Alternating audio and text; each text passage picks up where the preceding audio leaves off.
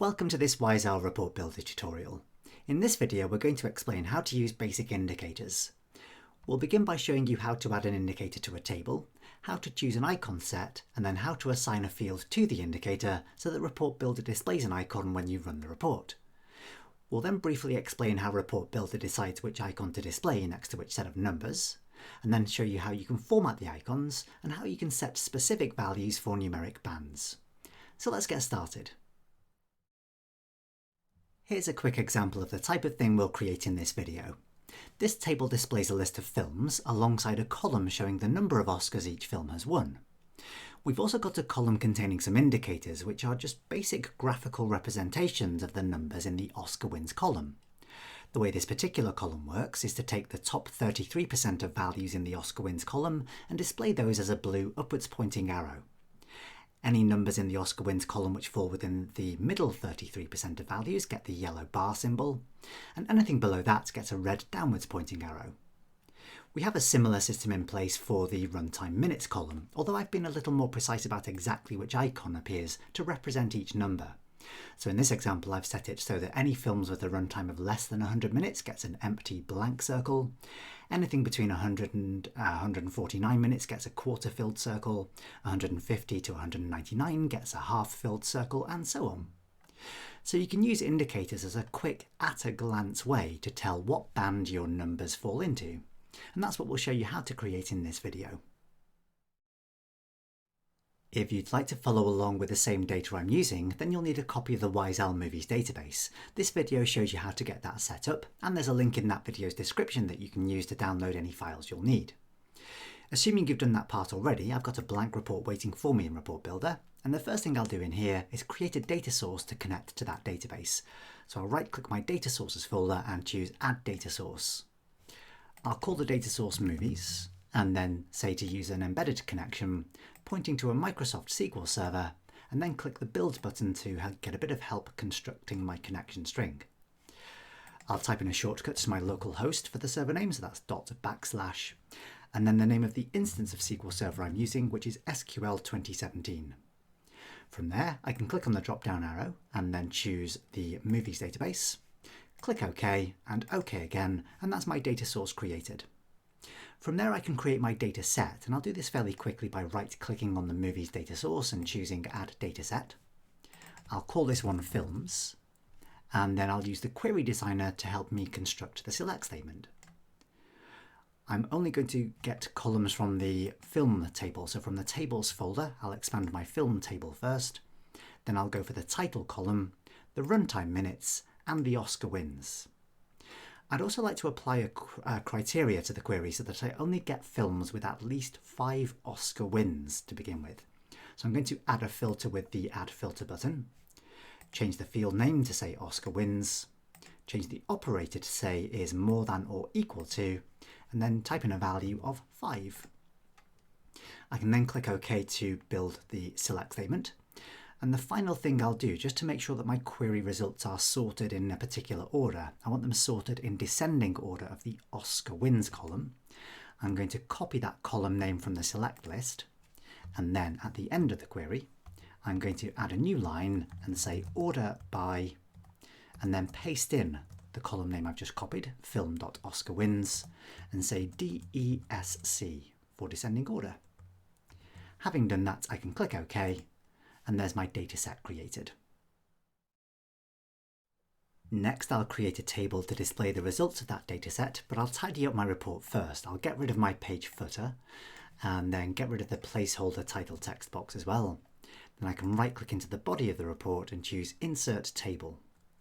I'll just drag that up to the top left-hand corner and then assign the 3 fields from my data set. I'll go for Title, then Oscar Wins, and then Runtime Minutes. I'll just change the column width for the title column, and then I'm just going to modify the title of my runtime minutes column so it's just runtime rather than runtime minutes. Just to make sure I don't encounter the font rendering bug, you may have seen this yourself when you run a report with a table. It doesn't display all of the text in that table. So a quick way to avoid that is to highlight all the cells in the table, then switch from the default font to any other, and then just back to the default font again. I'll do some very basic formatting for the column headers. I'll just change the background colour of that and make the font bold. And then I'll just give the report a quick test run, just to make sure that everything looks sensible at this point, before we add our first indicator. To create the new indicator, let's head back to the design view, and I'll start by inserting a column into the table to hold the new indicator we'll insert. So I'll select a cell in the table, and then right-click at the top of the Oscar wins column, choose to insert a new column to the right, and then to add the indicator, I can right-click into the blank cell in the data row, choose Insert, and then choose Indicator from the very bottom of the list. At this point, I have to choose a set of icons to use. Don't worry though, at this point you're not locked into your choice of icons. We can change everything we want to change about them later on. For this first example, I'm going to pick the 3 up-down triangles, although one of those icons very clearly is not a triangle. Nonetheless, I'm going to pick that set of icons and then click OK. And at that point, it does appear as though you have successfully created an indicator. There's a little icon shown in that cell. However, don't get fooled by this. If you try to run the report, you won't see anything appearing in that column whatsoever. And the reason for that is that we haven't yet assigned a field or a value for the indicator to display. So that's the next job. So let's head back to the design view again. And in order to assign a field to the indicator, I first of all need to select it. If I click on the indicator icon once, that by itself isn't sufficient to select the indicator. You might be able to make out there in the properties window that what I've actually selected is something called a gauge panel. An indicator is basically a simplified gauge, and we'll talk more about gauges in detail in a separate video. But for now, all you really need to know is that an indicator and a gauge needs to exist within a gauge panel. So to select the indicator itself, simply click on the indicator a second time, and then you should be able to make out in the properties window that you've actually selected your indicator rather than the panel to which it belongs. It also then exposes the gauge data panel, and this is where you can assign a field to the indicator. To do that, find the drop-down list below your indicator 1 object, find the drop-down list which says unspecified, click on the drop-down arrow, and then simply choose which field you want to assign to the indicator. In this case, I'm going to assign my Oscar wins field. You'll then probably see that it assigns an aggregate function to that field. So in the case of Oscar wins, it assigns the sum. That's not something you need to worry about too much, of course. The sum is calculated for the scope in which the indicator sits. So it's not trying to calculate the total Oscar wins for the entire table. It's only going to calculate the sum of Oscar wins for the detail row in which that indicator sits. So the sum of Oscar wins for that row is just the same as the value of the Oscar wins for that row. Having done all that, let's run the report again, and we should now see that we actually get our different indicator symbols appearing based on the original colours and icon sets that we've chosen. Before we start playing around with the properties of our indicator, I think it's worthwhile taking a moment to understand how Report Builder decides which icon to display next to which number. And in order to do that, we need to know something about the range of values in the Oscar wins column. So we can see there that the maximum value is 11 and the minimum value is 5. That's according to the where clause that we added to our underlying dataset. And we know that we've also got 3 different icons, so we've got 3 bands to divide our numbers into. So just to demonstrate how Report Builder decides which icon to use, I've created a very basic Excel worksheet that shows you the minimum value of 5 and the maximum value of 11. And from that we can work out the range of values by subtracting the minimum from the maximum. So that gives us a range of 6. We know we've got 3 bands, so the interval for each band is simply the range divided by the number of bands. So that gives us an interval of 2. So we can then from that work out which icon will display next to which number. So we know that the band 1 begins at the minimum possible value, so that's the number 5. And at that point we'll get the downwards pointing red arrow. If we then add 2 to the starting point of band 1, we'll get the starting point of band 2. So as soon as we hit the number 7 Oscar wins, we'll start displaying the yellow bar symbol. And then if we add the same interval to the beginning of band 2, we get the beginning of band 3, and that gives us a number 9. So anything that's 9 or above will get the green upwards pointing arrow. So if we look back at the report, you can see that anything from 9 upwards gets the green up arrow, anything from 7 upwards gets the yellow bar, and then anything below that gets the red downwards pointing arrow. Now, because Report Builder uses percentages to decide which icon to display next to which number, if you change the range of values in the Oscar wins column, the icons will also change. Just to demonstrate that, let's head back to the design view, and I'm going to right-click on my film's dataset and choose Dataset Properties. I'm just going to adjust my where clause so that it finds any films with at least one Oscar win. And if I've done that, and I click OK, before I run the report, we can predict which icons will appear next to which numbers, just using that same basic arithmetic in this simple Excel worksheet. So I've changed the minimum now down to 1. So the range therefore is 10, and we've still got 3 bands, so the band interval is 3.33. So starting from the number 1, we'll get the red downwards pointing arrow. That's no great surprise. When we reach 4.3 recurring Oscar wins, then we'll get the yellow bar. So because the Oscar wins value can only hold a whole number, realistically we'll only see the yellow bar appearing when you reach 5 Oscar wins. Band 3 with the green upwards pointing arrow starts at 7.6, so realistically with whole numbers we'll see the the green upwards triangle appearing from the number 8. And if we head back to Report Builder and run the report, that's exactly what we'll see. So 8 Oscar wins and upwards gets the green arrow, 5 to 7 gets the yellow bar, and anything below that gets the red downwards triangle. Now let's look at some of the basic formatting properties we can apply to our indicator. For the first simple example, I'd like to bring back the cell border that's disappeared once we've inserted our gauge panel. So let's head back to the design view. And this is going to be a property of the gauge panel rather than of the indicator. So at this point I can just right click on the cell which displays the indicator, and I've got a choice then of choosing either indicator properties or gauge panel properties. For this example I'll choose gauge panel properties and then head over to the border page of the dialog box, set up the style of border that I'd like. So I've got a solid 1-point light grey border, and then I want to apply that as an outline to the cell, so I can just click the outline button. Having done that, I can click OK and then run the report again, and I've got my cell border back. Now let's look at some of the properties we can change for the indicator itself.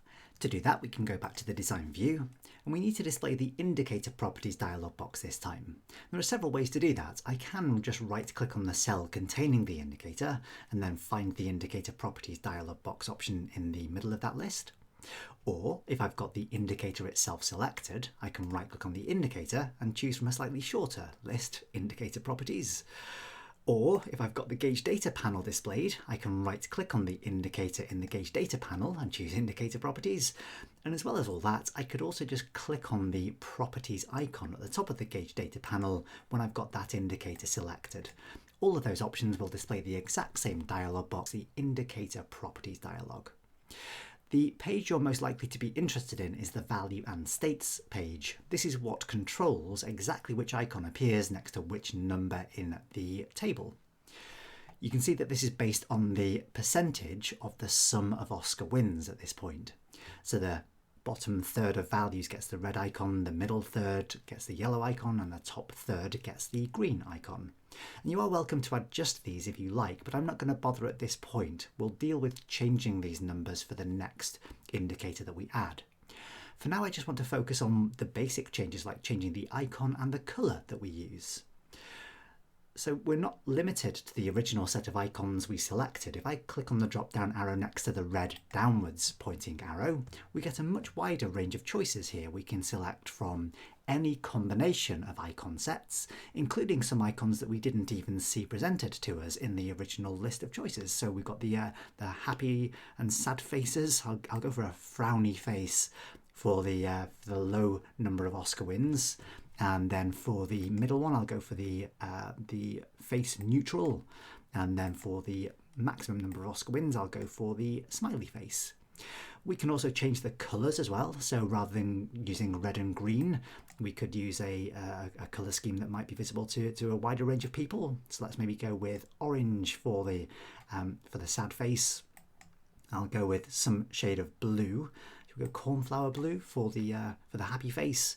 And then for the middle face, let's go with bright yellow perhaps. That should be distinguishable enough, I hope. So once we've done that, we can click OK and then run the report again, and we'll get a completely different set of icons displayed, but using the same calculations to work out which icon to display next to which number. Now let's look at adding a second indicator column to represent the value of the runtime minutes column. Just before I do that, I'm going to head back to the design view, and I'm going to modify my dataset again. So I'll right click on films and choose dataset properties. And I'm going to go back to showing films with at least 5 Oscar wins. So change the where clause to show film Oscar wins greater than or equal to 5. Once I've done that, I'd also like to change the order by column, so it's not sorting by Oscar wins. I want to sort by runtime minutes. So I'm just going to copy the column name runtime minutes and replace that with the replace the Oscar wins with runtime minutes in descending order again, so the longest film will appear at the top of the list. And then I'll click OK and just give the report a quick test run to make sure that that's working as intended. Okay, so then we can head back to the design view, and I'm going to add a new column to my table. So I'll insert that to the right of the runtime minutes column. Then I can right click into the new cell that's appeared, choose Insert, and then go for Indicator. For this particular example, I want to use a set of icons that almost look like a little miniature clock, and the more filled in the clock symbol appears, the longer the runtime of the film. That's the idea behind this one. So I'm going to select the that particular icon set, the 5 quarters icon set. I'm not sure how you have 5 quarters, but there you go. And then I'll click OK. And then we want to make sure that we assign that indicator the field that we want it to represent. So again, we can click on the indicator icon to select that and expose the gauge data panel. Then from the unspecified drop-down list, we can click on that and choose runtime minutes. Once we've done all that, we can run the report and have a look at the results. So we should see at the top of the list the filled in circle, and then a 3/4, a half, a quarter, and an empty circle as well. Again, we can check the arithmetic that's been used by Report Builder to decide which icon to display next to which number. It's a little more complicated in this case. We've got a wider range. The maximum runtime is 222 and the minimum runtime is 91. And we've got more bands to use as well. We've got 5 different bands in this case. If I switch back to Excel, I've got a second worksheet here that shows how this one works. So the minimum and the maximum values are as we've just described. And if I subtract the minimum from the maximum, I get a range of 131. I've got 5 bands. So that range divided by that number of bands gives me an interval of 26.2. So we know the minimum value, 91, that's of course going to get the empty circle. And I'll continue getting the empty circle until I reach 117.2 as the runtime minutes. Again, the runtime minutes field is a whole number, so realistically we'll only see the quarter circle from films with 118 minutes or more. And if we just have a quick check of that, we can see that when we hit 118 minutes, that's when we get to the quarter circle. And we continue getting that until we get to, well, somewhere between 139 and 152. That's when the half circle appears. If we want to know exactly which value that would be, it would be 143.4. So we add that interval to the beginning of the previous band to get the beginning of the next band. And we continue getting that until we reach 169.6, or realistically, 170 will give us the 3/4 circle. And if we head back up, we should see that we get the 3/4 circle from 170. And so on all the way up to the fully filled in circle, which appears somewhere between 194 and 197. Realistically, it's at 196. So it's just nice to give us that sense check that the arithmetic is working correctly, and it's nice to know how Report Builder assigns which icon to which number. Now, while it's nice that Report Builder does all the hard work for us to determine which icon to display, for this particular example, I'd like to have a little more control. I want to say only films with a runtime of less than 100 minutes should get the empty circle, between 100 and 149 minutes should get the quarter-filled circle, 150 to 199 should get the half-filled circle, and so on. So to make that work, let's head back to the design view, and I can right-click on the cell which contains the indicator and choose Indicator Properties. Head back to the Value and States page, And this time, the first thing I'm going to do is change the state's measurement unit. I don't want to use percentages anymore. I want to use the actual numeric values of the runtime minutes column. So I can change percentage to numeric, and now these numbers in these different bands are treated not as percentages, but as the actual values of the runtime minutes column. So that means I'm not really going to see many indicators. If I choose to click OK and then run this report, the only film I'm going to see a value for is any film with a runtime of a maximum of 100 minutes. And there's only one film in our list at this point that has a runtime below 100 minutes. So if I click OK and then run the report, we'll see we get blank icons for nearly every film apart from the very last one, which is the only one below 100 minutes. So obviously we have a bit more work to do here. Let's head back to the design view again, right-click on the cell containing the indicator, and then choose Indicator Properties, and head back to the Value and States page. What we now need to do is modify the values for the start and the end of each band. So for the first band, I want anything between 0 and 99 minutes to be displayed with an empty circle. For the next band, I want to begin at 100, and then set the end of that band to 149. And we can carry on in that vein. Just before I do carry on, you might notice that the default values overlap the end of one band and the start of another. And that's to handle the possibility that if, for example, there was a number between 99 and 100, what would happen for 99.5, for example? Well, the answer is, in this case, I'd get an empty cell. There would be no indicator displayed. So it isn't entirely unusual to overlap the end of one band with the beginning of another. It's safe to do that because the conditions we're writing are evaluated in the order that they're listed. So if the film had a runtime of exactly 100 minutes, although it falls in two different bands technically speaking, it's the first one that it encounters that dictates which icon will be displayed. So if the film was exactly 100 minutes in this case, it would get an empty circle. Now all that's a little bit irrelevant for the runtime minutes column because that column can only contain whole numbers. That's the underlying data type of the database field.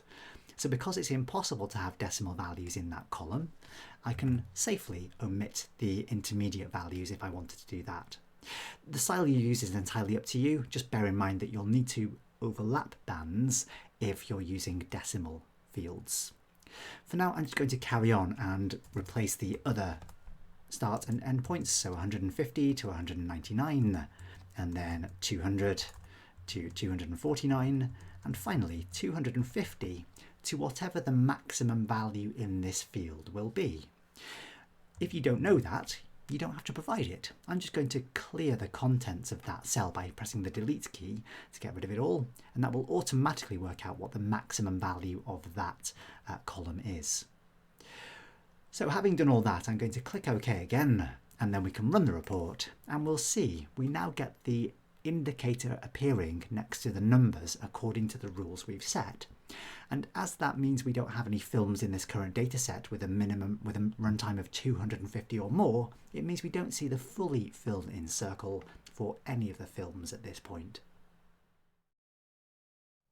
When you set specific values for numeric bands, as we've just done here, those bands don't change based on the values that you've currently got in the table. So if we went back to the design view, and I'm going to change my films dataset to include all the films with at least 0 Oscar wins. So I'll go back to dataset properties. I could either just delete the where clause entirely, but if I'd like to bring it back in a moment, I'm just going to change it so it says greater than or equal to 0. So that basically means it's going to get all of the films. And there are several other ways we could do that, of course. We could comment out the where clause by adding a couple of dashes to the beginning of each line, or as I say, just delete the where clause entirely. But I wanted an easy way to bring it back later, so I've gone for just changing the criteria to say greater than or equal to 0. So at that point, if I click OK and I run the report again, we should see that there is now one single film with a runtime of at least 250 minutes, which gets the fully filled in circle. But none of the other banding values have changed, even though we've incorporated a lot of extra films now. So only films between 200 and 249 get the 3/4 filled circle. Only films between 150 and 199 get the half filled circle, and so on. unlike the original indicator that we added that is still operating based on a percentage system. Just as with the earlier set of indicators we've created, we have the opportunity to change both the colour and the icons used for the filled circles. And again, to do that, we'd need to go back to the design view, right-click the cell containing the indicator and choose Indicator Properties, and then head back to the Value and States page and choose different icons and different colours if you wanted to. It's entirely up to you at this point whether you pick a consistent colour for every single indicator in the same column, or whether you want to mix and match colours, although I think that might look a little bit garish if I picked a different colour for every one of these 5 filled circles. I think a consistent colour works best for these, but feel free to prove me wrong. I'm not the greatest of formatters. I'm sure you can come up with something far more tasteful looking than I can. So at this point, I think it's just a case of adding some basic finishing touches, like a border around the second indicator cell, maybe some column headings, and perhaps giving our users the opportunity to sort the table by the number of Oscar wins and the runtime minutes while they're viewing the report. So let's have a quick look at doing those things. Back in the design view, I'll right-click on the cell containing the second indicator first, and then choose Gauge Panel Properties this time, and then head to the border page and assign a basic thin grey outline border to that cell. Adding in column headings, well, that's nice and easy. We can just type those in. It's entirely up to you whether you want to type in something serious or something a little more frivolous. So perhaps for the Oscar wins column, we could call that the Windicator, or something slightly less silly than that if you prefer. And then for the runtime minutes indicator, we could call that Mindicator or Minsdicator perhaps, or again, something slightly less silly if you prefer. Allowing the users to sort the column based on the value of Oscar wins or the value of runtime minutes, we can do that by assigning interactive sorting to a header cell. So I'm going to right-click on the cell containing the word Windicator and then choose Text Box Properties. Then I can head over to the interactive sorting page, check the box to enable interactive sorting, and then for the drop-down list in the middle of the dialog box, choose to sort this column based on the Oscar wins column. That will sort in ascending order first and then in descending order when we click on the button for the second time. I can do the same sort of thing for the indicator for the runtime minutes. So I can right-click, choose Text Box Properties, head over to the interactive sorting page, check the box to enable interactive sorting, and this time sort by runtime minutes. I may just need to alter the width of the column just to provide enough space for the sorting icon to appear. But having done all that, if I run the report, I should see a nice little border, some column titles, and some little icons to click on to sort the indicator column based on the value of the field that it represents. So I can switch between sorting by runtime and by Oscar wins just by clicking those icons. So there we go, there's the basics of adding indicators to a report builder table, and hopefully you'll find those useful for a basic graphical representation of a long column of numbers, or alternatively just as an excuse to come up with some more silly puns. Whatever your preference, thanks very much for watching, see you next time.